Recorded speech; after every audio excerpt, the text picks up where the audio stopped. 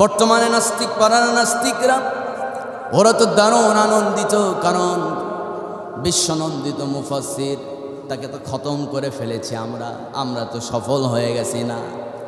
তাদের জেনে রাখা উচিত, উনি যখন বিদায় নেন, বিদায় নেওয়ার শহীদ হওয়ার 1 ঘন্টা আগে একটা মুস্কি হাসি দিয়েছেন। 1 সেকেন্ডের ওই হাসি সারা দুনিয়াকে কাঁদিয়েছে, ঠিক কিনা?